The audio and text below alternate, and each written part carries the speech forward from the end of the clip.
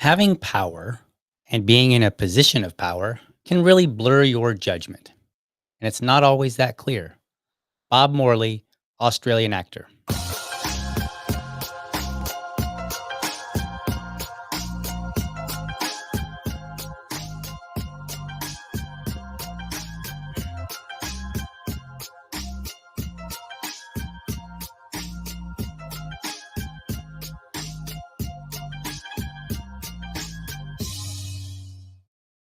All right. Good morning and welcome to another episode of the Liberty Dad podcast, a discussion on politics and culture. I am your host, DL, America's most objective libertarian. If you're tuning in live, then I want to especially thank you for giving me your time so early. Okay, Americans we love to criticize our leaders. Probably a people thing, but let's keep it to America right now. It's a national pastime, right? If you go back to the early days of this country's founding, we can find examples of some of the nastiest criticism, for better or for worse. And even worse, some of that's even worse than today in some cases. But that's a great recipe for getting the most thick skinned leader, not necessarily the best leader. All right. So the other day I told you I would judge our former chair, and I'm here to do it. In fact, I not only told you that, but I actually told her. So here's what happened. Let me put this up on the screen there for you so you can see. So a while back, she said, for the past 50 years, everyone has measured the Libertarian Party in terms of its membership growth and donations, but no one has ever measured it in terms of its impact on federal policy. Fair point. I'm asking for the work I've done to be measured on political impact, the advancement of our liberties at the federal level, and on January 20th, 2025, please let the measuring begin. Okay, she's called for it. So if anybody wants to come at me and be like, dude, I can't believe, no, just doing what I was asked. Please rate my tenure as chair every month. Did a president keep his promise to us? Were libertarians hired into the administration? Were political prisoners freed? Rate it every 20th of the month. And please compare me to past administrations. And then I went on and I responded, and here is what I said. I will judge your tenure as chair based on what you personally told me you'd accomplish. In 2019, and I actually misspoke there, it should have been 2021. In 2019 and 2021, you told me you intended to change the culture of the party. Clearly, if you're reading this, you can see that I have some grammar errors and I need to work on my writing. Anyway, earlier this year, you said once people saw the effect of the JFC deal, many would temper their perspective and come back excited. And since impacting federal policy has become a major effort of yours, I will judge the results of that too. Like I've judged your predecessors and my own state chairs, I will do so on the grounds of what I can confirm was delivered by your work that wouldn't have been without. Basically, unlike others, I'll judge harshly but fairly as I would in corporate America, because that is the best way to be an objective judge. So that's what I'm going to do.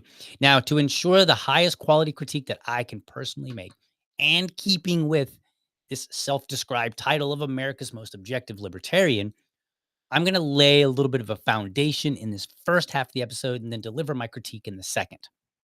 Because what I want to do, because people have short memories, I want to lay a foundation of where I'm coming from, my perspective, how I've seen things over the years, and just kind of, rather than, because I think what everybody does is they just dive in and they lay on criticism, which I'm going to be talking about. And that's it. They just lay, and it's usually not even like, I wouldn't call it feedback so much as I would just call it griping. That's usually what I see. And I'm going to narrow this to the Libertarian Party and the Libertarian community. However, if you're watching or you're listening and you're like, well, I'm not a Libertarian, pay attention anyway. Stay with me, because all of this can be applied if it's your HOA, your city council, the president, anybody. All of this is going to be applicable. You just have to you have to kind of like work out the principles, the underlying principles here. Okay? So, I think there's something there for you as well. And this foundation that I'm going to tell you about is intended to help people understand my decision-making process so that you understand why I get to the point that I do. Now, first and foremost, if you're here, if you're listening or you're watching, and you're excited. You're like, I'm ready for him to trash Angela. Or you're hoping that I'm just going to heap praise upon her. See yourself out now. There's really nothing here for you. My goal is to be objective and lay it out the way I see it. That's my goal here. Now, a little history. This all started like me judging leadership in organizations, largely started in 2017, at least politically speaking. I was actually, and I can remember the moment when things just really first started. I was listening to the Tom Woods show back in September of 2017. And the current chair then, Nick Sarwark, was calling out Tom Woods for not signing some petition related to the Charlottesville incident. It was basically this weird petition or this weird document was like, I don't like Nazis and I think they're bad. It was a little bit longer and more, it was written more interestingly, but that's basically the gist of it. And being a regular listener at the time, I was really surprised because I was like, in my mind, I shouldn't have to sign anything, especially if I'm somebody that's public and I have a lot of work to look at. You should be able to go and see my work and judge me by the quality of the things that I've said and done. If you're a politician, you've probably said a lot of things, right? You've done things, you voted for things. I should be able to judge you by those things. I shouldn't have to. If you're a seasoned politician, right? I should not need to have you sign a document saying, I disavow this thing or I avow this thing or whatever. I should largely be able to tell based on your history. And if you're somebody with no history, then it shouldn't matter anyway, because you might be saying anything just to kind of get by.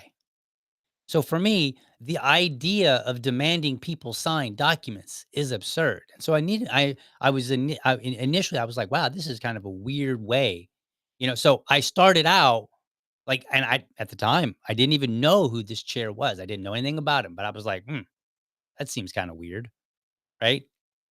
And at this point, have virtually no knowledge of any key people in the party, not just the chair, but like anybody. I'm just like a listener that's kind of wading into this idea of libertarianism, starting to think maybe I'm a libertarian. But later on, when Nick's term was over, and I was able to experience and observe some of it. And this would be his third term. For the first two terms, I had no knowledge of. I didn't really say much about it. I had heard good things. I heard like, hey, really good in the first two, not so good in the third. That's what I had heard, but I was like, I didn't experience it, so I really can't comment. And when I tell people that, I point out, I'm like, I wasn't there for it. This is what I've been told. And whenever I mention it, people are like, yeah, that seems about right. Most everybody seems to agree, even people that don't like him now. And so when his term was over, I commented saying something to the effect of like, you need to step. I think he was bouncing. I'm not sure about this, but I think he was bouncing around this idea that maybe he would run again. And I was like, no, you need to step down because the party is too divisive. Like you've caused too much division here. That's not good leadership.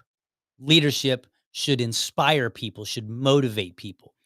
They should get me so inspired that I'm too busy being inspired to do something to fight with other people. That's what they should do. So I was like, based on just this very narrow scope of what I was seeing, I was like, nah, I was like, no, no, you shouldn't be chair again. And this was me as about as objective as you could get because at this time, I didn't have the baggage of dislike of him, whereas a lot of people did. And I think that baggage gets in the way of people. So then moving forward, I initially supported Joshua Smith over Joe Bishop Henchman. And then I think the other guy that was running was Mike Shipley. I definitely did not support him. I interviewed him actually, by the way. And no, I didn't support him. And I actually interviewed Joshua Smith as well. But Joe won. And I didn't particularly pay too close attention to what Joe was doing until we had this whole brouhaha with New Hampshire. And my big issue there, I was like, you are not being transparent. And I was like, I want to know what role explicitly. Don't give me the legalese language that helps you weasel out of stuff, which is what I felt I was getting. I was like, no, no, tell me basically yes or no. I did this. I did not do this. And here is the evidence to support it, or here is the evidence for which you can look and see if you accept this statement of mine, right? Like I wasn't getting that, so I was like, you need to go too. And when he stepped down, I was like, good, you should, because if you're not going to be transparent, and I got on a call. There was a call when the LNC was thinking about suspending Joshua Smith and Karen Ann Harlos. And I got on there and I said, look, some of their behavior I'm not excited about. And you guys have me in a position to support things that I would otherwise criticize because I prioritize transparency more than I do what this bad behavior, this behavior that I don't particularly care for. So then Joe Bishop Henchman goes, the next couple of chairs, I kind of didn't really follow too closely again because I'm still kind of early in to the party. I don't know that many people. I don't have a lot of background for people. Some people they're like, oh yeah, I know so and so. I've known him for years. I love him or I hate him, right? Like, and they can go back like 5 years and list all these things. I didn't have all that, so I'm kind of wading in carefully because I'm like, I can only judge based on what I can verify, right? And I work very, very hard to make sure that I don't judge people on things that I have not yet verified. So I didn't really Ken Mullman seemed like a good guy. He was the acting chair for a while. Then we got Whitney Billieu. I didn't particularly, I didn't pay attention closely until the whole Karen Ann issue where they suspended her. Um, and that's when I kind of started paying attention a little bit more um, to the to the national party. But again, I still don't know too many people. Now, mind you, at this time, because you might remember me, your host, I ended up defending Karen Ann to in front of the judicial committee. And that was because I put together a podcast episode, which I don't have the number handy. And I defended her and I said, look, the information that you've put out is garbage. Now, what I can appreciate about that particular administration is that they said, we're planning this action against this person. Here is all of our information. Go ahead and take a look at it. And they had all the pictures, the screenshots. They had this long this document that laid out their case. I reviewed it all. And at the end of the day, I came to the conclusion and I said, this is garbage. And I said it was garbage because it was very weak. It was like they would say, like, okay, well, um, here's her asking for money to support her podcast. And I'm like, well, yeah, that makes sense. That's what people do with podcasts. They ask people to support them for their work. This is not out of the ordinary. And I was like, I don't know why this is a problem. And there were a bunch of other things. I'm not going to rehash it. You can go back and you can, if you really are really interested. Okay. Um, but it wasn't really until Angela came around that I started to become more familiar with who people were, the different caucuses. When I interviewed, if you go back and you listen to my interview with Joshua Smith, I actually asked him, I'm like, I think I said something to the effect of, I was like, what's the Mises caucus and how many caucuses are there in the party? Because I was not aware of them. I didn't know who they were. I didn't know who the players were. I didn't know how many caucuses there were. And so, like, he's explaining to me at the time organizations within the party that I was not familiar with.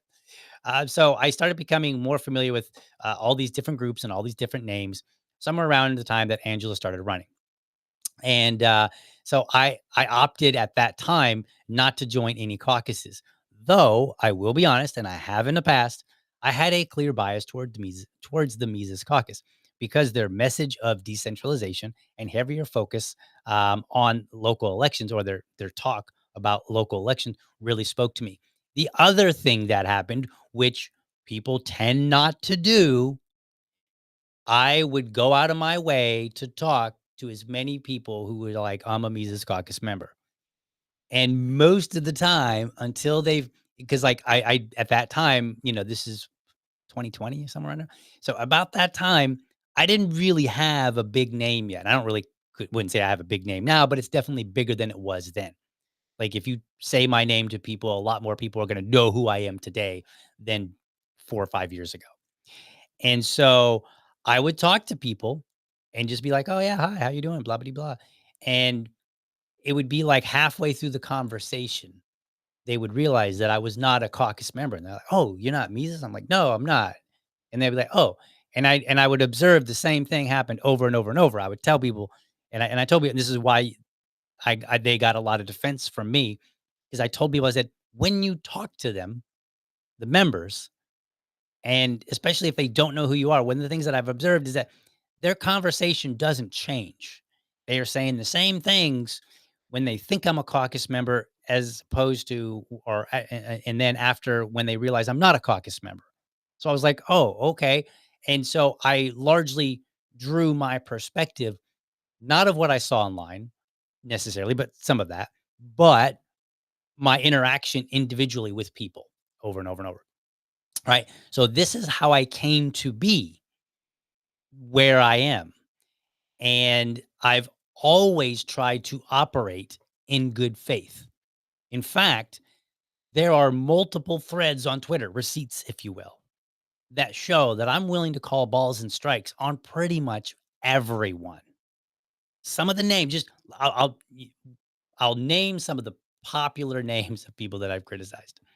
All the chairs for the LNC that I on some level, maybe not entirely. I've not necessarily said, "Hey, you failed as a chair," necessarily, but I might criticize a particular thing for which I was familiar enough to criticize. So all of those at some point. Um, Most every one of the chairs here in LP Florida, a number of the members of the executive committee on LP Florida, some of the LNC members, at large members and whatnot. I've criticized them. But here's the other catch. I don't just criticize people. I've also defended people. And if you go back and you look through my record, you will see that when I say that I'm America's most objective libertarian, there's a there's pretty strong evidence behind that. Because people that hate each other, I have been willing to support and defend. Sometimes in the same day, sometimes in the same hour while I'm quarreling with somebody. Right? I've judged them on the basis of what they've said, how they treated me, and at times how I've observed them treating others. And I try to never make a judgment on the basis of hearsay. Um, like, and it's interesting when you look back and you because I'm always evaluating my judgment. I'm always going back and reviewing and saying, did I get that right? If I didn't, why not? Why didn't I get that right? What was I missing? Right. And then I try to apply that for the future so that in 2020, maybe I was an okay, giver of feedback, but in 2021, I'm even better and then better in 2022 and so on and so forth. So most of the time, that's not really how judgment plays out. People tend to decide whether they like someone or not and then spend time finding a little bit here, a little bit there to either be angry about or to be excited about. In other words, very confirmation bias. And what I've found is if you criticize the quality of these things that come up, then you get accused of like running cover, simping, if you want to use internet lingo, right? Like you get like people don't like it. And they don't like it for anything. Like it's not just again, this is not just for the Libertarian Party. If you criticize something that Trump does, a diehard Trump supporter will be like, "Yeah, you're a Democrat?" And they're like, "Well, no, I just no, no." Or if somebody's like, "Hey, man, did you see this really great thing that Trump did?" And you're like, "Yeah, it's not really great for this reason." You know, they take it personal and they take it as if you just said Donald Trump is the worst guy in the whole world ever. I'm like, well, and sometimes people do say that, but even if you don't, people will treat it that way, right? So that's the reason that I'm kind of going through this to kind of show you, like, there is a different way to approach how we judge other people, particularly our leadership. And then here's the other thing that happens. So somebody decides, person A decides they don't like person B, and they spend an enormous time digging up every little thing about them, right? And they're dropping it here and they're dropping it there. They're dropping here. They're like, "Ugh," and you're like, yeah, all that's dumb. I don't care about that. Yeah. Is it wrong? Technically? Yeah, probably. Should I be spending a lot of time on it? I mean, is it really worth me, spending an hour arguing with somebody over what somebody else said in a tweet? No, it's not worth my time in most cases. Every guy once in a while you can make the argument, but I think everybody says and does things that are not appropriate.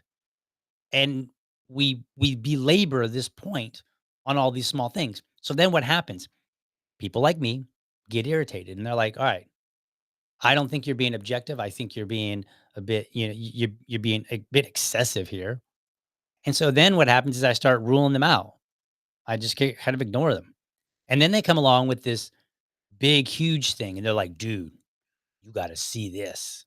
But if you're like, "Nah, I'm not interested," then again, you get the accusations, right?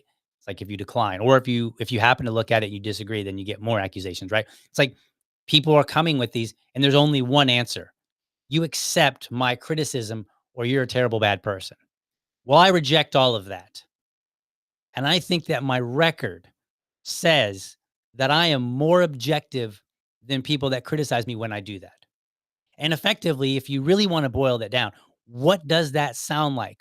If you said that sounds a little bit like the boy who cried wolf, go to the front of the class because that's about what it is, right? Somebody's like, this is a problem. This is a problem. This is a problem. And it's all these little small things. And you get tired of it. And you're like, are you a child?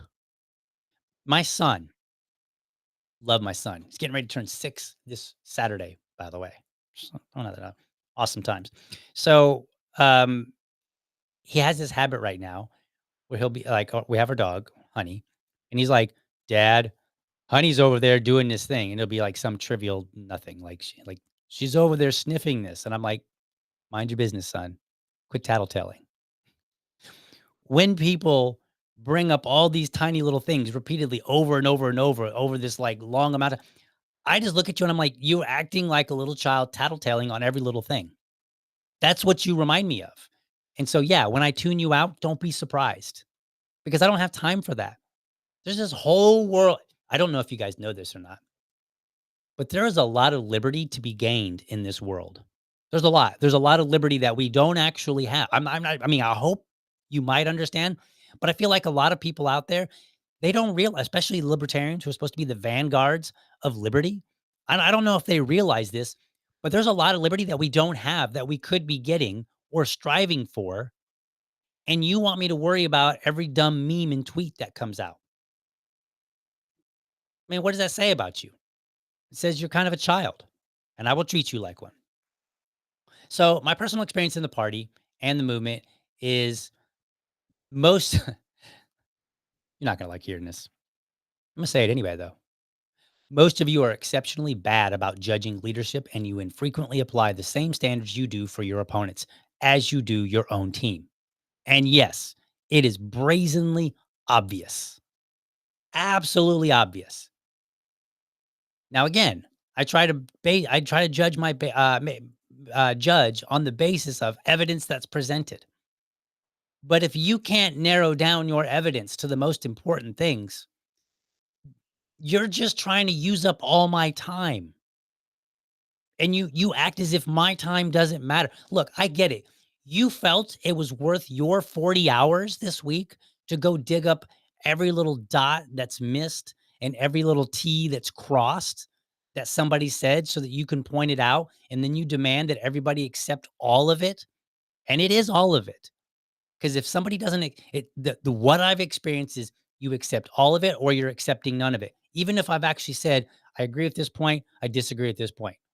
People will just focus on what I disagreed with, and then that will be their focus. Like there's a term for that. Oh yeah, it's called haters. That's what you are. You're not objective. You're not some, indie journalist. You're just a hater when you act like that, you know? And then I try to judge people by their words, not somebody's interpretation of their words. I also will try to do it on the context of their words. So if person A says person B, let's say person A tells person B off, say some mean and nasty things to person B. And then I look and I see that person B kind of said some nasty things first. I'm like, well, that's just as bad. Like, it's kind of hard for me to judge one person when both of them were acting like fools, right? Now, there's nuance there. You could say like, "Hey, if you're a leader, you should." I get it. We're all also human. So don't forget that. So the context of people's words matter. And then I try to judge by what can I measure, right? So if you say like the LP is worse now under so and so's leadership, what is that? What does worse mean? How do I measure that? How do I count that? Right? And so I need people and so this is why every little thing is not important. This is why you should focus on a couple of things. Now, I have held people accountable in the same ways. So, for instance, earlier I said, "Hey, I looked at Nick's star work and I said, look, you're being too divisive. You're causing a problem. You need to go." We're going to see more about that here in just a minute, just a few moments. Right? But here's another example. I'm gonna throw out some names because they're public individuals. I'm not going to give you all the details, right? But I'm often very critical of people who have a lot to say about how the party operates, but are themselves not involved, right? Because I'm like, wait, you're not involved, and they get mad at me, right? Like, and the two names that come to mind, John Hudak from the Fakertarians and Jack Lloyd. Right? Now, I've never been on really great terms with the Fakertarians, so fair enough. I was on good terms with Jack Lloyd, but after I held him to the same account that I held the Fakertarians, and I said, "Why should I listen to you when you're not even involved?" And I asked them both the same question. I'm like, "What is your role in the party?" Both of them got mad at me, and they're like, "Arr." I'm like, "No, what is your role in the party?" And the reason isn't because I'm trying to say I do more than you. What I'm asking, ultimately, what I'm getting at is if your name is not behind some of these ideas in the party, like if you haven't stepped up, taken a role, and said, I'm going to put my name behind this idea, then I'm not really that interested in you. And because there are a lot of voices out there. I mean, if you want to break it down to a libertarian perspective, like my time is valuable. Your time is valuable. There are many competing voices.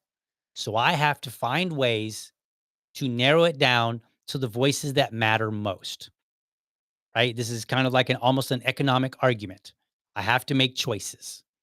And sometimes those choices are going to be based on a large amount of information. Sometimes they will be based on a limited amount of information, right? I might go to the grocery store and I might be able to choose between two different products based on the ingredients. And I can look at the ingredient list and I can be like, all right, this one has this one has that. And there's a lot of information there for me to make a choice. Other times, I don't have a lot of information. For instance, you're talking about how the party should be run. Okay, well, great. At what point did you put your name behind some of these ideas such that it was either fail or succeed? Because if you haven't done that, then I've got to start removing, I got to use that limited. Maybe you do have good ideas. Maybe you operated in some other organization, some other time.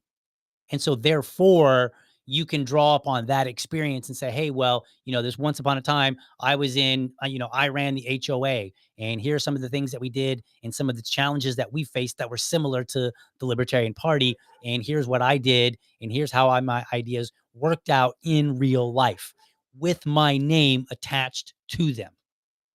But if you can't do that, well, there's tons of other voices that I have to try to determine, okay, who do I listen to?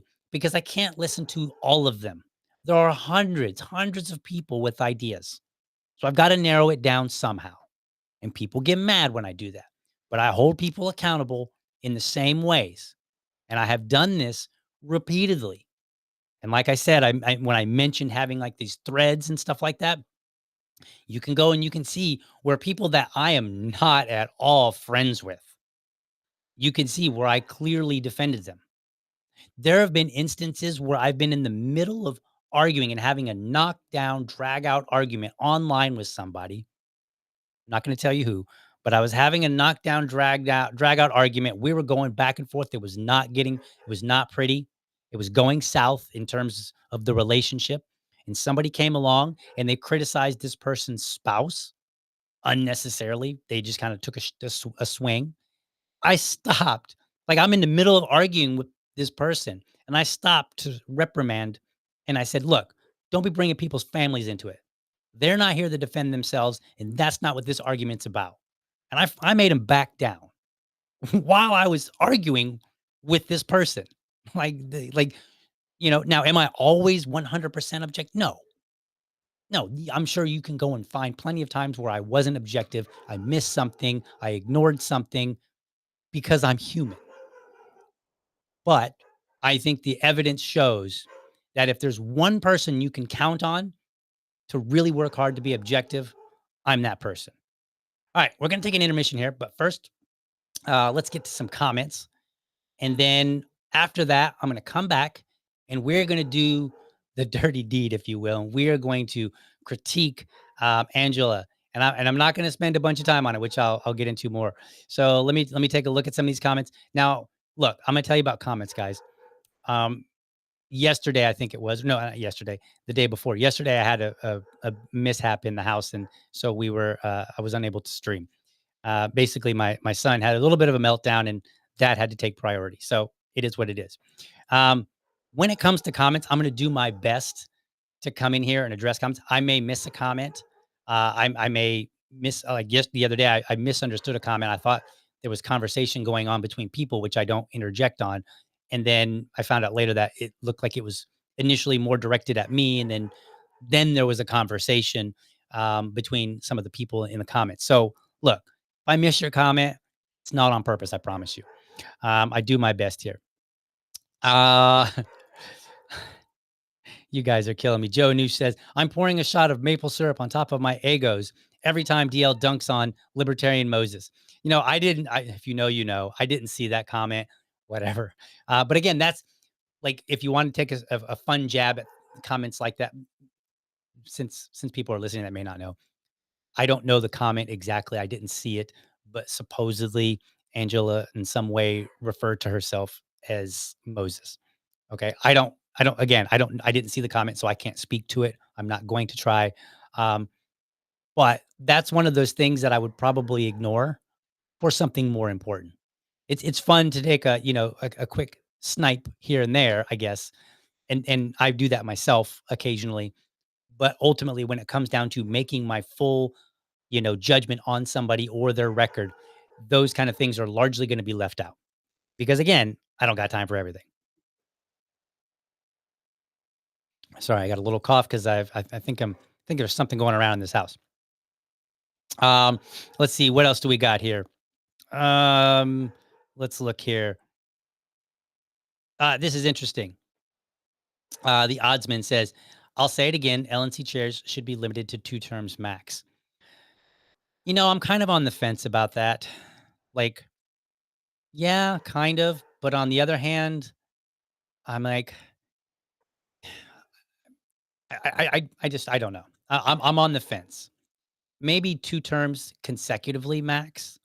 Take a break, at least 1 term, maybe 2, then you can come back. That way you get a sense for, you know, I'll give you an example of why I think that. Some people our house was recently repainted. And the guys that were out there were doing some touch up and they had been painting over the course of a couple of days. We have a fairly large house. And they made the comment to me. They said, "Hey, make sure that you go over this and look at everything with as much scrutiny as you can." They said, because we've been painting for several days now, it all just looks the same to us. And at a certain point, I think you need to be able to step away and be able to look at and kind of get a fresh set of eyes. Like, after a while, your eyes are no longer fresh and you may have lost sight of certain things that are critical, that are important, like the vibe of the body in this particular case. So I would say at least no more than 2 consecutive terms, I would be okay with. I would need to hear more about the arguments for no more than 2 at all. Let's see. What else do we got here? Do. Let's see. Um, this is interesting. Abolish libertarian caucuses. I mean, I guess I don't really have a problem with them, honestly. It doesn't bother me. I don't always agree with them. You have the CLC, the Classical Liberal Caucus. I quarrel with them. I don't really have a problem with their existence. I don't have a problem with the Mises Caucus existence, and some of the other smaller ones that don't get nearly as much attention. The Pro Life Caucus, the um, the the Outright Caucus, which was the Gay and Lesbian Caucus. That one I think is no longer. I think they shuttered. But I don't have a problem with the caucuses. This is a good point here that Liberty Lady points out. You're not MC, you must be CLC. Nope. F all the caucuses. I consider myself no caucus affiliation. That's kind of where I see it. And that's not really specific to libertarians because everybody, like, if you go out and you're like, yeah, Biden was did very bad during his term, people are like, oh, you think Trump's much better? And it's like, well, I didn't say that. Actually, I just said this one guy wasn't so good.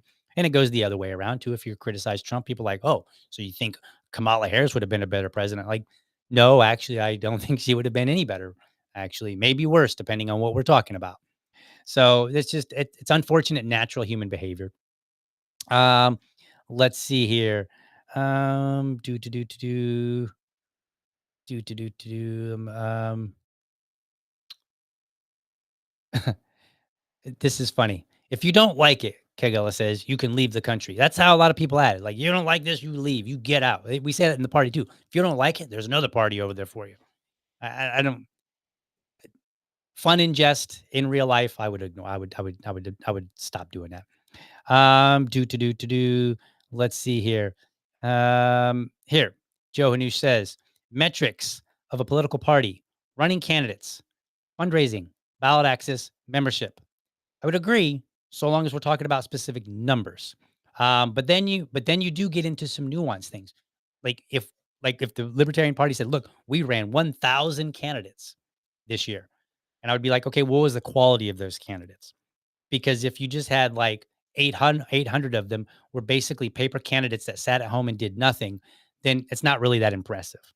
So yes, counting matters, but then we have to look at some of the quality as well. When it comes to money, you could say like, "Wait, we made $10 million." We didn't make $10 million, but you could be like, "Look, we made $10 million." But if you made $10 million from like USAID, just to kind of tie in something more relevant, you know, maybe the way that you went about it was a bad thing, right? Like, so I think there is definitely an opportunity to hit things that you can measure, but then also dive in and say, okay, what's the quality of that after we look at the measurement? And let's see what else here. Okay, so here's a really good question. Does the national chair get paid? Is there a financial incentive or is it volunteer? Kagala says they do not get paid officially. And is there a financial incentive or is it volunteer? It is volunteer. However, I would say that there are incentives if you work the position correctly because you can make connections and those connections can lead to something. So if you're the chair, you might make some connections in the media. And then when you leave the LNC, you might be able to use those connections to get a job, just to make a simple and more obvious, example. So I think there is some incentive depending on how you do it. And in my opinion, I think we should pay our officers. And that's a conversation for another day. But I believe that you get what you pay for, and that small, or not small, but nonprofit organizations, because I've been in several of them. I've been in nonprofits in the tech industry. I've been in nonprofits in the real estate industry. Was I on an HOA board? No, I was not on an HOA board. What was the other one? There was four of them. Oh, in churches. I've been in leadership in churches where it's also nonprofit as well, and then also in the Libertarian Party, and they all suffer from the same thing. It's whoever's willing to show up, and that person is not always doing a good job. And sometimes they'll do a few things and then their friends will be like, yeah, but they did this one thing. So we should totally support them, even though that one thing may or may not be tied to the success of the organization. So I think a paid model is better. That, again, favorite quote, there are no solutions, there are only trade-offs. So there is a trade-off, for having either a volunteer or a paid having volunteer or paid leadership. All right. That's it for the comments. And I forgot to add my cutesy little music. And I don't know, are 46-year-old men supposed to say cutesy? I don't know, but I did because it's my podcast. And as a rule of thumb, I have a tendency to do what I want. So let's take a quick intermission here. Then we'll be back and we will judge Angela in the most objective way that I can come up with. Hey, Liberty fam, do me a favor. If you enjoy the show, be sure to hit the like and subscribe button to my channel. And for the really serious folks out there, I want you to hit that bell so that you never miss an episode. By the way, if you want to support the show, head over to libertydad.locals.com and sign up. For $5, you can be part of this show. There, I'll engage supporters of the show. We'll discuss topics that you want me to talk about, response videos that you would like to see, or anything related to the show. And I'll even have a monthly subscribers only episode. By the way, I'm always looking for dads to join me for Dad Talk. That's my series where I invite everyday dads on to talk about what's important to them in the context of being a dad. No argument, no debate, and dads choose the topic. It's my way of raising dad voices. If you're a dad or you know a dad who has something to say, let's get connected. Episodes air live on Friday mornings or Friday evenings, whichever works best for dads. All right, let's get back to the show. All right, I need to fix that so it makes an automatic switch. I don't know why I haven't fixed that yet. It's kind of funny when I play that because I'm just sitting here and I'm like staring at myself and I'm like, hey, I know that guy. He's pretty awesome. Anyway, all right, so let's get something out of the way. I know a lot of people are like, oh, what about this embezzlement? I'm not speaking to that. And here's why. If people believe there's a crime, then investigate it. If the investigation shows evidence, then seek punishment. Now, I'm going to be a little bit critical here, and this may be where you consider me be slightly unfair, and I'll take it. But the guy that has done the most reporting on this, Jake Porter, we're mutuals, we follow each other. Long ago, I muted him because I found him to not be in good faith when dealing with me. Because there was an issue where he claimed that I was unwilling to criticize Angela, actually. And then when I showed him, like, hey, no, actually, I recently did it. Just here, look. He went on to be like, well, he basically said that wasn't strong enough. And I'm like, seriously, dude? Like, I don't got time for this. Like, if you're going to tell me that I didn't do something and then I show you, like, yeah, actually, I did or I have, and then you're going to be like, yeah, whatever. Okay, well, then good. You're not objective and I don't have time for you. Right. I'm trying to grow the channel. I've got things to do. Again, I'm not sitting here and arguing over every minor little thing. Now, that isn't to say that whatever he's written and put together is incorrect. That's just saying I haven't read it because I have a prior issue with him. Now, is that objective? Probably not. But I have so much time to work with. And if you want to make your case to people, see, this is what I'm talking about. When you want to criticize somebody, a lot of things matter that unfortunately far too many people, but specifically far too many libertarians think don't matter. If you're an ass on a regular basis and you're a jerk to me, then later when you go and say, hey, look, I've really done all this great work, I want you to review it. I'm going to be like, I don't know. My past experience with you says not so much.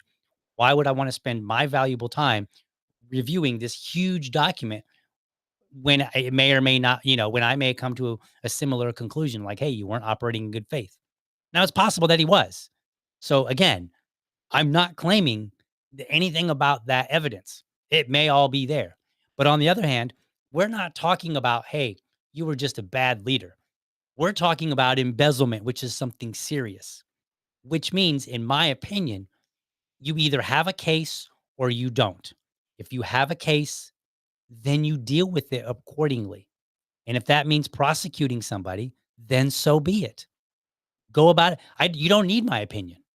If it's a good case, then go with it. Take it to the LNC and say, do something with this. Do it on your own. There are mechanisms for that. So again, If there's evidence for it, if it's strong and good evidence, take legal action. That's what I have to say, because nobody is above reproach, and that's just, and so I'm not going to spend any more time talking about that. So I'm kicking that out. Right. And I know some people might get angry at me, but oh well. All right. My first item. You might remember when let's pull that back up. The image that I showed you guys. I told her I said what I would judge her on. Right. I said it right here. I said, I'm going to judge you based on what you told me in 2 podcast episodes, and I'll judge you based on the things that you accomplished more recently. That's what I said, right? 2019, you told me you intended to change the culture of the party. Earlier this year, you said that once people saw the effect of the JFC deal, many would temper their perspective and come back excited. And then federal policy. What impact have you made to federal policy? Because that's what she said. She said, judge me based on these things. Okay, great. Right, here it is. Political impact, the advancement of our liberties at the federal level. Okay, then that's what we'll do. So this first video comes from that 2021, not 2019, as I incorrectly wrote, but 2021 video. I want you to listen, because this is critical for understanding why I chose this and the first term that she served. So let's play this video real quick, and I'm going to remove myself from the video because I'm in the video. So here you go. So several years ago in Jacksonville, the railroad company CSX brought in a new CEO, and he made some radical changes. And it kind of sounds like you want to also make some radical changes as well, or at least for some people, it will be radical, right? Maybe it won't be necessarily. I don't think it's going to be as radical as what he did. I don't know if you had even heard about it. Probably not, because you're out in California, but they were pretty radical. And some months later, there were some news articles that were highlighting some delivery problems from the railroad. And the CEO said this, and I'm quoting here. He said, "This resistance to change has resulted in some service disruptions." And end quote there. I objected, saying that as a leader, his plan should have considered that resistance, and that the failure actually lay on his shoulders. And then I also objected. It really came across like, I'm the leader, but I'm blaming all the workers. It's their fault for not engaging in my vision that was so great and wondrous. So if you're elected to chair the LNC, it feels like, just from watching things online, it feels like you're all but guaranteed to have some level of resistance. And so how will you prepare and lead the party to be successful and implement your vision, knowing that this resistance is probably going to come? Oh, well, you got to change the culture before you can institute any radical changes if you want anything to stick. Mm-hmm. So the first thing that I've done is already lay the groundwork to establish good relationships with the people who are already on the LNC. Okay. I have not every single one of them. There's a lot of people. Right. But I'm already in very active communication, with Ken Woolman and with Karen Ann Harlows and with a handful of other people. I reach out and make phone calls. I want to talk to them and see what's going on. What are their concerns before I start trying to push something else? Okay. In LA County, it took me a year to get rid of the infighting, a year to change the culture, like really change it, and a year to get us to start doing productive, meaningful work. I think that things have to go in that order. Okay. So I don't anticipate that I'm going to be able to come in and wield like a cudgel to make a bunch of radical changes. Gotcha. So would it be fair to say, since it took a county 2 years to get to the point where you could start instituting some of these changes, that it might take the national level 2 years or even longer? It could. All right. So, yeah, there we go. Okay, so that's my first metric that I'm judging. I'm like, all right, did you change the culture? Because she said, and you heard it in her own words, these things have to go in this order. You stop the infighting, you change the culture, then you can be productive. She's talking about the party. So I was like, okay. So for 2 years, because she said it might take longer than 2 years. And she demonstrated and said, well, she didn't really demonstrate, but she said it took over 2 years in LA County, which is smaller than a national party. So I said, okay, I'm going to give you the benefit of the doubt for 2 years. For 2 years, And this is what made me so angry. This is why I disregard so many people's criticism. Because while I was asking questions of what are you going to do for people that are resisting and how are you planning to handle this, based literally on what I watched happen in a Fortune 500 company right here in Jacksonville, based on that observation, I said, how are you going to do? How are you going to be better? My question was basically, how are you going to be better than a Fortune 500 company? That was my question effectively. And so I spent the next 2 years kind of deflecting criticism, and people got mad at me, right? Because people would say like, well, like the big criticism I got, I would say like, hey, it might take a while because like you're changing things radically. And so you can't necessarily expect all this stuff overnight. Yeah, there's going to be a drop. There'll be a drop in membership. There may be a drop in donations, but we'll see where it goes, right? So I gave the benefit of the doubt for 2 years based on that interview. When I gave that interview, if you go back to that time, you're going to find that a lot of people were criticizing Angela because, like, I think there was an incident where Hotep Jesus got a platform to speak at a Mises Caucus event. And I'm like, y'all were asking about people getting a platform. I was asking, how are you going to be better than a Fortune 500 company? So a lot of people weren't even asking the right questions. So you'll have to excuse me if I toss their objectivity right on out the window, if I toss their criticisms right out the window, right? Now, here's the thing. When it came down after her term, I did not see improvement in the culture. So therefore, in DC last year, I supported Stephen Nikila, who happens to be our new LNC chair. And that was the explicit reason that I gave. And when I had her on my podcast early in the last year, I said, I did not vote for you. Here is why. I gave that same reason. Said, I don't feel like you are the person that can now bring this cohesion, that can improve the culture of the party. And I asked her, I was like, where am I wrong? And, you can go watch the episode and hear her answer. Right. So I endured this criticism for 2 years, given her plenty of time. And I pointed people to this clip, and they made fun of me and they were like, well, oh, you're saying it's all part of the plan? I'm like, no, it's not part of the plan. It's just part of reality. I'm sorry that you don't understand that. But at the end of the day, she didn't come through. Didn't it? The culture is not better. In fact, I'd argue the culture might be worse. Now, how can I measure that? Well, one way to measure it, which we'll get more into, look at the vote when it came up for a succession. Right? You had Stephen Nikila, who had a slightly different vision, or maybe a drastically different vision, depending on how you look at it. Then you had Michael Heiss, who was going to carry on the torch, probably the exact torch. And in a 6-9 vote, Michael lost. I can measure it.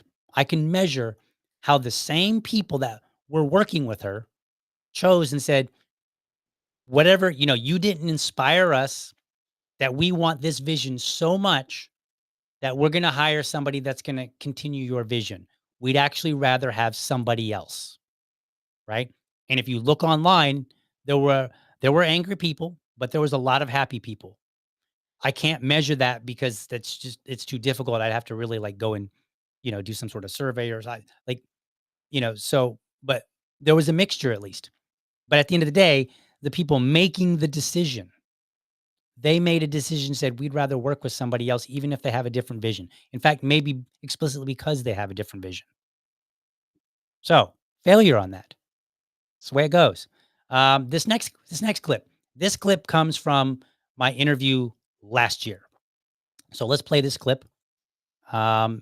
And again, I'll remove myself because I'm in it. There might be times where the money isn't worth it based Sure. on real human value. And so is the human, like, how have we determined that the money is worth it and that maybe the people that are angry are really not nearly as numerous as it seems? I think the benefits will vastly outweigh the negative chatter. And I think people will be jazzed and excited when they see us giving a ton of support for the Chase campaign, doing a mass outreach like event for the Libertarian Party, being able to provide a ton of resources for down ticket candidates, door knocking, door knocking for the campaign in connection with local candidates, getting candidate video templates out, like a ton of really amazing things. Fully restaffing, boosting our fundraising department, like getting additional data tools. I think the benefits are huge in replenishing our cash reserves and being financially responsible. We're in a cash crunch right now. But what about the people, members? Like, are they going to just be like, yeah, turns out that was actually a good idea. I think a lot Water of under the bridge. I think a lot of them are. I Okay. think that this is going to take a little bit of time for people to see the actual benefits. I think Okay. you need tangible benefits, right, to have Mhm. the whole picture. And there are going to be some people who are going to be mad and it's impossible to please them. And there are going to be some people who look back and they're still a little bit mad about it, but it's not a big deal. Okay. So there you have it. Very clear metric. We're going to have enough money to accomplish these things. Did those things happen? No, they did not. And this is not me going out and saying, look at this tweet over here. What a terrible person. This is me saying, this is what you told me you would accomplish in the party, for the party, to move the party forward. We didn't get that. We didn't get the members coming back saying, you know what? Turns out that was a good idea, right? I get it. And you can argue and say, well, that's because maybe, the money didn't come in and go to those things, whatever, right? Like, hey, maybe it should have been longer. Here's the deal. If you make that commitment, you have to follow through with that commitment. And if I later judge you on that commitment, you can't say, well, my tenure ended early, so therefore I, like it could have happened. No, it didn't happen. That's what you said would happen. That's what I said I would judge you on. I am judging you. That didn't happen. Now, it was at the time I had asked about the Chase campaign. She wasn't very clear. She didn't say explicitly. I talked to the Chase campaign, and they totally agreed to take this money. But it turned out later that Chase was not willing to take the money. Now, I I'm not going to get into the finer details. Did he at one point say he would, and then later? I don't know. All I know is that he didn't get any money at the end of the day, right? And so if you're going to make a commitment and say, we're going to get a bunch of money, I'm going to deliver that money to this candidate, you should already have that candidate on board. And you should probably have it, maybe not in writing so much, but in a way where you have receipts. So you can say, so if they renege, you can say, whoa, wait a minute. That's not the conversation we had. You said you would gladly accept this money and you didn't. Like, if that's the case, I'm not saying that's what happened, right? So this is part of being in leadership. You make commitments that you can keep, that we can measure. We did not get any kind of influx of membership. We lost membership. Now, I was willing to be patient for 2 years, noting that, hey, sometimes in an organization, especially a nonprofit where people can voluntarily leave, it's not like a company where I'm stuck there with the leadership until I can find another job. I could just leave the party and no big deal. I can still feed my family and stuff like that, right? So I understood the reality that sometimes you might have to spend a little bit of time building things back up, making some wins, delivering some wins so that people can start saying, okay, I feel confident. I feel a little more confident. I'm a little more confident. Right. And then people start coming back home, prodigal children, if you will. Right. That's actually a poor example. That's not really how the story goes. But like I understand that you might have to have time to build things back up so that people see, you know what, turns out it was a good idea. You did have a vision that I couldn't see. I get it, but it didn't happen. And I waited 2 years for it to happen. And I didn't see any evidence by the end of 2 years.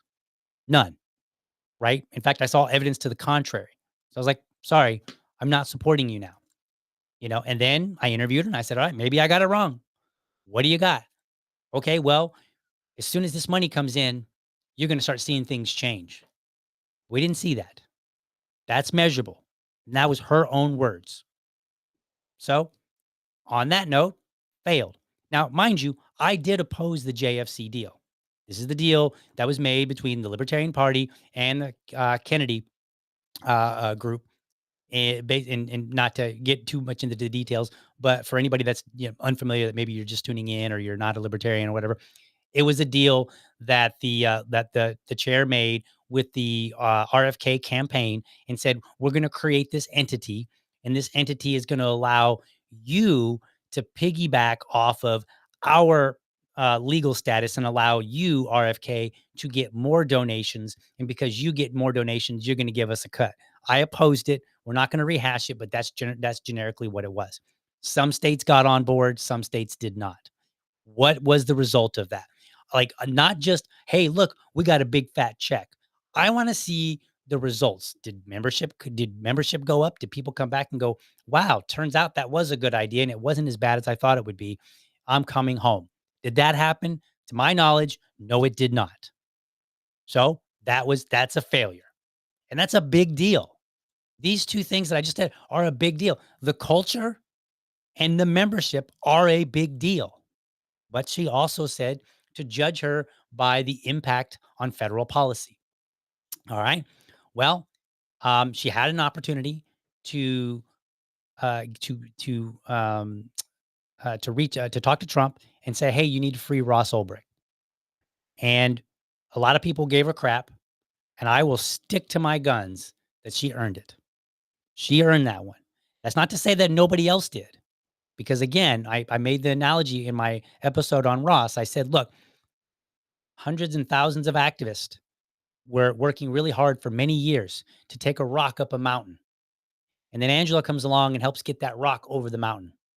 So Angela needed all those activists to push that rock up high enough so that she could come along and get it the rest of the way over. So I'm content in giving her credit because she got that. She got it to the finish line, right? And then I will give all the activists credit for getting it to the point where she could take it to the finish line. So I'm okay with this, right? And then I also supported bringing Trump and RFK and who else? Vivek Ramaswamy and Thomas Massey. I believe those are the four main ones. I supported and credit her for taking the opportunity that she had available to bring them to our convention. The Libertarian Party has long complained that we can't get on the debate stage. We can't even get within 100 feet of the federal candidates. And yet we got them to our convention. So I was content with it. And I was okay. I was like, yeah, it's a good idea. Hold firm to that. It was a good idea. I still support it. I'm not backing down from that. And I give her credit for that. She made that happen. And then Donald Trump came in, and yes, I get it. He came to court our votes. I know what's happening. He would have done the same thing if it had been a debate, right? Like people were like, oh, well, he just wants our votes. Yeah, of course. And if the Libertarian candidate goes to a debate, guess what they want? They want the votes of everybody there, right? Like that's how it works. You're not saying anything interesting. You're telling me the obvious. So the idea that he was coming to get votes, like, no shit, Sherlock. And so my only concern was, are we going to make sure that we prioritize our candidates during the business meeting? And we did that. Our candidates got priority during the business meeting. Those events occurred outside of the business meeting. Fine. Content with that. I have no issue. Now, are there issues maybe with exactly how it was done, transparency? You could argue some of that. I'm not going to, but again, I'm not spending 4 hours digging into every little nook and cranny. I'm trying to give it to you straight, trying to be objective. And my objective opinion is those were good things. Could they have been done better? Perhaps. But ultimately, I appreciate them. I support them. And I will stand by my support for them. I will stand by saying that she was the one that ultimately finished what many people had been working for years to accomplish. Stand by that. She got Trump to come in. He stared down hundreds. I think I don't remember. I was sick that day, so I didn't get to go. But he stared down, I think, hundreds of people, libertarians, sometimes booing, sometimes cheering, depending on what he said. And he said, "I'm going to free Ross." And they got excited, as they should have. And then he delivered.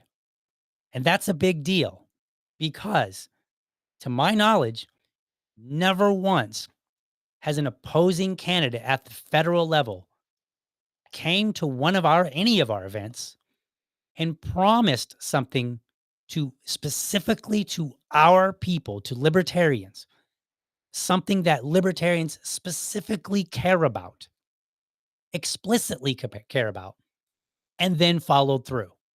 Like, I'm not even sure that one has ever made a promise specifically to a libertarian crowd and said, I promise to do this thing.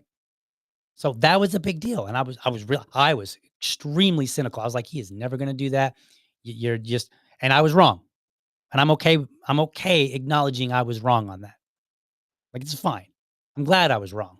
Better than if I was right. If I was right, Ross would still be in jail. So it's one of those times where I'm glad I'm happy to be wrong. And if you want to throw eggs at me, fine. I'll take it. Ross is free. Throw away if you have to. Throw eggs if you got to, or tomatoes or whatever. Okay. Then that led to, and I'll point this out, bestowing this lifetime membership to President Trump. Now, in her video that she made, she said it was an honorary membership. I supported that.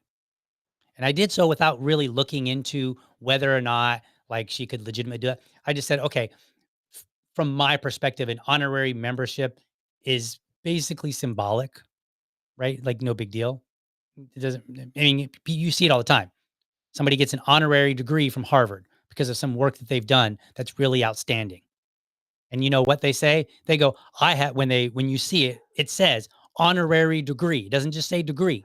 And so we all know they didn't have to work for it in the same way that somebody who earned a degree at Harvard had to. We understand what it means. So I was fine with it because, like, it's very clear what honorary means. Unfortunately, she made it worse. And then she later claimed it was a gift that was paid for, that it can't be revoked. And then went further and said, well, it's the first libertarian president. And she ruined her own gift or whatever it was. Now, do I take back my my support for her doing that? No, I'm not. Because under the rationale that I used to do it in the first place was good. I said, you know what? He did something outstanding. He came to our convention. Trump did. He made a promise. He delivered on that promise. A guy that is notorious for not delivering on promises. And he delivered a promise to little old us. That's worth something. So I supported that. Now, I oppose this idea of later turning around and calling him libertarian and all that other stuff. So I think she ruined it. And honestly, look, I'll say it this way. If you give somebody an honorary gift, like let's say we'll use this exact thing. You bestow upon somebody an honorary lifetime membership to the Libertarian Party. And then you later claim, hey, they're libertarian because they have this lifetime membership. You are diminishing your own damn gift. The reason is, like I said, when we see the word honorary, we know that means something out of the ordinary. We know that means you didn't get that membership like everybody else did. So then there's a question of, what did you do that's worth getting this honorary membership? And so if we run around calling him the first libertarian president, we degrade the honorary membership. Now, he got revoked by Stephen, the new chair, or the new LNC chair. I don't agree with it. Looking at the bylaws, I think he's probably correct, but I'm not going to retract because I just think it's poor form. Stand on your word. Let your yes be yes, your no be no, and admit if you were wrong. Was I wrong in how I made the assessment? I was wrong in the sense that I didn't fully look into the matter and determine whether or not she could. But on the other hand, I'm completely correct, and I stand by it, that President Trump should have received some accolade of some kind for doing something that no other president, to my knowledge, has done for the party. So, like, I stand by it. But you ruin it when you call him a libertarian and you act as if he's one of us now, because he's got this gift / honorary, whatever it is. So don't ruin stuff, folks. Like, if you give somebody a gift, don't ruin it later because anyway. So that's where I stand on that. The next thing, the last major thing, we just had a vote. Like I said, the LNC voted 9-6 for Stephen over Heiss. Well, the same as I told Nick Sarwark once, and the same as I hold for myself, I think she failed in succession planning. That is important because the party needs to be able to continue when somebody moves on. If you go back and you look when like Steve Jobs was sick, or when Steve Jobs was leaving, when any CEO leaves a company, a major company, the first thing that people start wondering is, all right, what have they done for succession? Have they planned it? Did they properly prepare somebody to take what they've done and move the company forward? Did she do that? No, she didn't. Right now, you might arguably say, well, no, Heiss was ready, but that includes all the people that are making the decisions. And she did not work with the LNC and did not conduct herself in a way that inspired them to say, we have got to have somebody continue on her work. So therefore, we've got to pick the person that's going to continue her work. Nor did they say, okay, we believe that her work needs to be continued. However, we don't feel like this particular person is the right one. So we're going to vote in this other guy and we're going to give him explicit instructions. You need to continue on the same work. Right? That didn't happen to my knowledge. And I held Nick Sarwark accountable for it. I told people, I said, look, if you're complaining about the takeover of the party, guess what? You caused it. You allowed people to come in, build momentum, and take the party from you. And you did nothing to ensure that that the things that you were working on would carry on. You failed at succession. Here in Duval, I will be holding myself accountable for that same failure. Because I helped build Duval County up as the chair, and we are getting ready to come toward a point where we have to we reaffiliate. I am stepping away because I need a break. Like I've been doing it for quite a while. And our affiliate may dissolve. Why? Because I failed to inspire anybody to come in and take up the torch and run with it. I failed to prepare somebody. I failed to get somebody that was inspired, right? I failed to inspire somebody. And then because of that, there was nobody for me to help prepare. So the organization here in Duval, it's going to fall when I leave, more than likely, which means I did nothing to ensure its continuance. That is my failure. And if an organization doesn't fall, but goes in an entirely different direction, right, then you've failed to inspire people to carry on your work. That is a failure. And the ultimate goal of any CEO, any president, any chair is to move the organization forward, to position it so that the work that gets done after you leave is even better and built on top of the work that you did while you were there. Now, there's a lot that you could discuss, and arguably people will be mad that I didn't address certain issues, but I think I addressed the most important ones uh, here, in my opinion, the most important ones. What she said, what she was going to do twice. Neither one of them happened.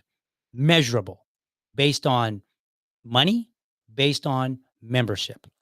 But I also addressed some of the policy that moved forward.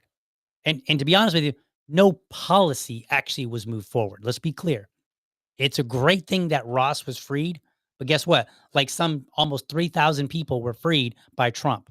That doesn't give us any more freedom. That gives those people freedom. But liberty itself is not advanced. Same thing when Biden, I don't remember, it was like some 2,000 people. He pardoned a whole bunch of people. And guess what? The rest of everybody else who already was living free-ish, the rest of everybody else in America, they don't have any more freedom because of that. They don't. So liberty itself was not advanced. I know that Angela has talked about building relationships and that it's not transactional, right? Politics is not which I agree. It's not. It's not transactional. It's built on relationships.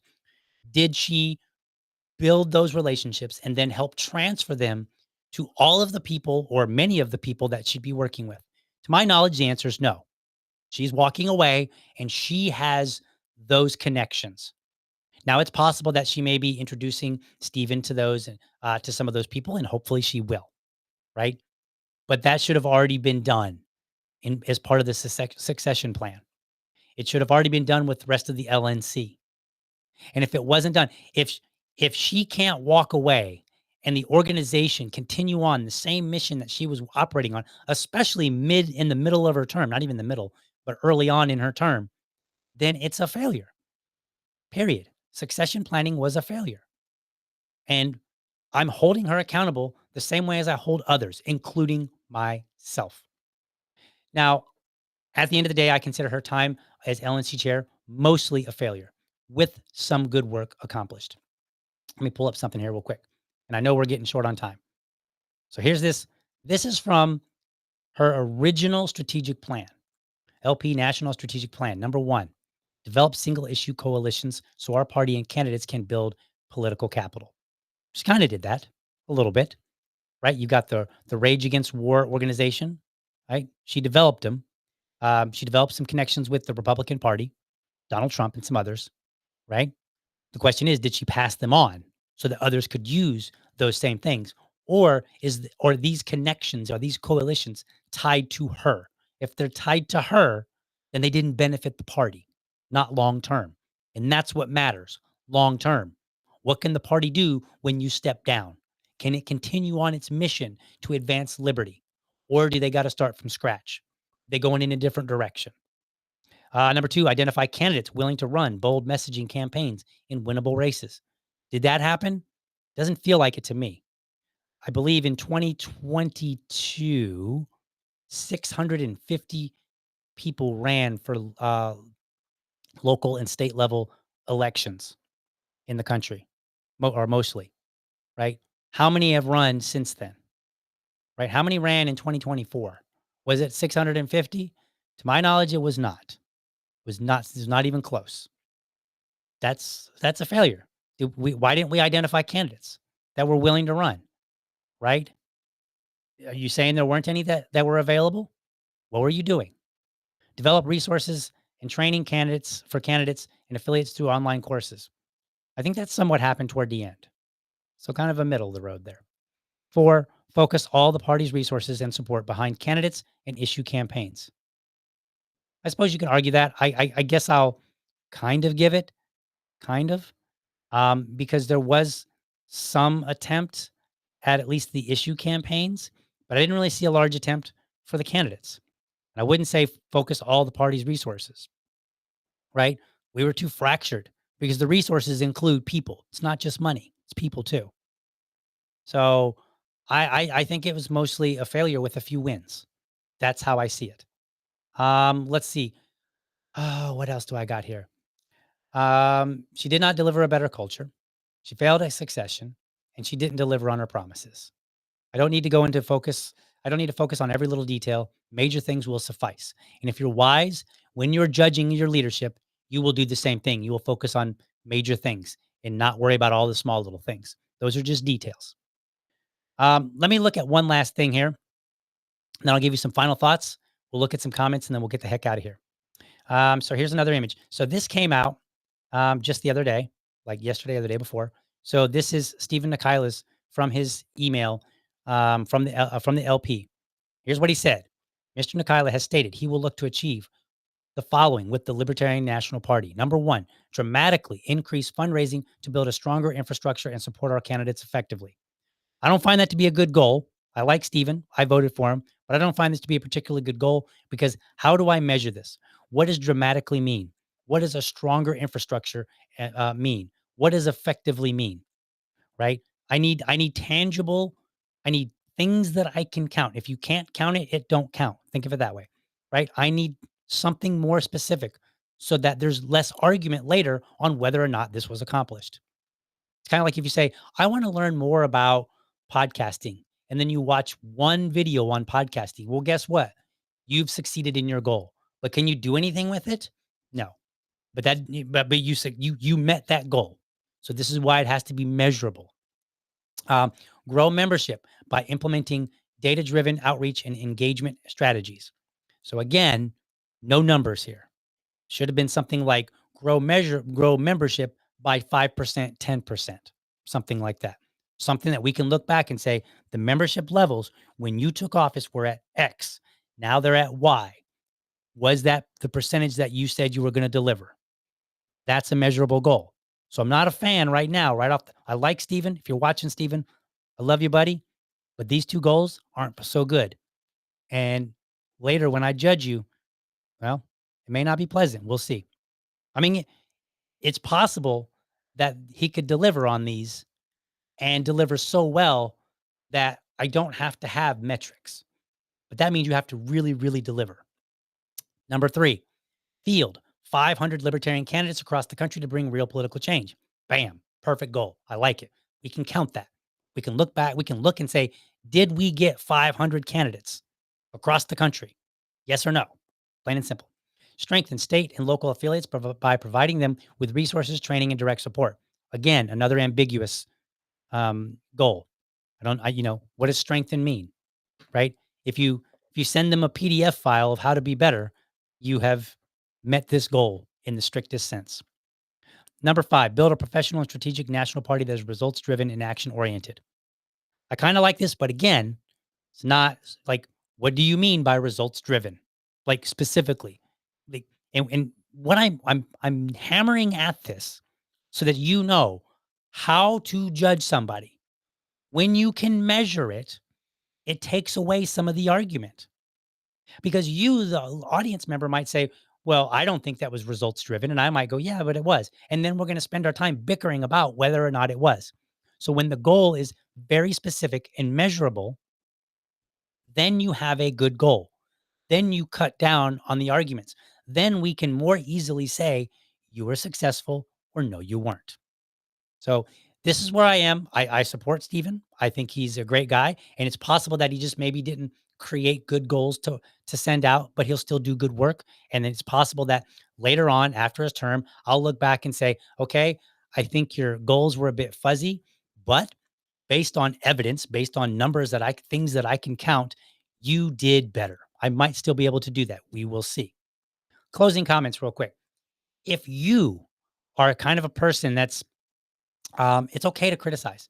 But if you're an everything is a bad thing kind of a person, then you're unreliable when it comes to feedback. I will tune you out. If you're constantly negative, guess what? Why bother listening to you? Nobody wants to have a conversation with somebody like that. So if you can't publicly give somebody credit and praise, don't bother criticizing them. You're wasting your time, their time, and everybody else's that's paying attention. You're literally wasting it. So either do both or don't bother. Some of you get way too mired in minor things, which makes it harder for people like me to stand with you on bigger things. If you're demanding that I criticize every little thing that so-and-so does, every tweet, what about this? What about that? What about this? I'm tuning you out. I don't got time for you, which means when I tune you out, just like I did with Jake Porter, when it comes to something bigger that might warrant my attention, you might not get it. That's life. The tougher you want to be, which is cool, the tougher you want to be, the more willing you need to be, to praise them as well. It's kind of a follow-up to that first point, right? But like what I'm saying is 2 things there. Number 1, don't be a negative Nancy all the time. Find some opportunity to praise people. Number 2, if you want to be tough, really tough, that's cool. I appreciate that. Be honest, be objective, and be very tough. But the tougher you are, the more willing you need to be to say, I'm going to praise this person in public, right? They need to see that, man, that person was tough, but man, they gave me my kudos when I earned it, right? And people are more willing to accept that toughness when you give it to them. All right, way over time here. Let's take a look at some of the comments here and see what we've got. Let's see here. I forgot to put on my little fun closing music. Let me see if I can do that. Let's see. Will that work? Is it working? Of course not. I don't know why that audio is not working right. Whatever. Anyway, we'll just do the comments and get the heck out of here. So let's see what we've got here. I'm looking here. I hope that just because there's not a Duval affiliate, that we will still get together to do stuff, clean up parks, and go shoot guns and stuff. There are alternative plans in the process, in the works. We'll leave it at that because I don't want to let the cat out of the bag until we know for certain. Right? Nothing is certain until it happens, and people may show up and take over Duval County and run with it, and hopefully that happens. But if not, there are some things in the background that are cooking. Um, let's see. Let's see here. Do. Yes. So I did not know Stephen revoked it. My day just got better. So yes, you're talking about the um drawing a blank because I'm not my brain's like "Argh." Yes, Stephen, when he got into office, he actually ruled it out of order. And he said the chair does not have the authority to bestow an honorary lifetime membership. Looking at the bylaws, I think there's a strong argument that he is correct. I'm not going to, again, I'm not going to make a big focus on either side. Like I disagree with him, but I can see the case that's being made.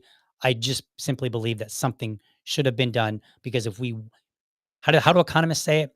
If you want people to do more of a thing, then stop taxing it. If you want them to do less of a thing, then tax it more. Our criticism is basically a tax. If you continue to tax people, they will not like you. So you have to occasionally let up off your taxes. Hopefully libertarians understand it that way. You can't just criticize, and then go, how come that person never listened to me? I don't know.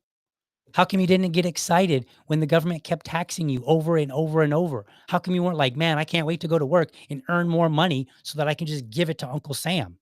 Same reason. Let up a little bit. Give people their credit, their kudos when it's due. And it's okay. Like I was able in this show to give credit where due, but at the end of the day, say, look, I still think that objectively you failed as a chair. And other people will see it differently, and that's fine. But what you'll never be able to say is that DL wouldn't give credit where it's due.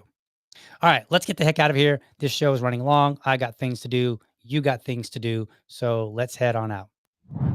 Thank you for watching, and I hope you found this episode informative and inspiring.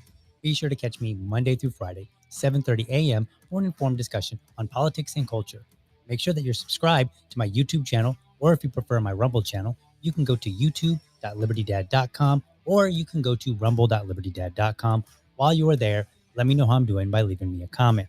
You can also become part of the community by heading over to libertydad.locals.com. Remember, if you're a champion of liberty, your business is people and your product is liberty. I want you to have a great week. Catch you next time. But for now, I'm out.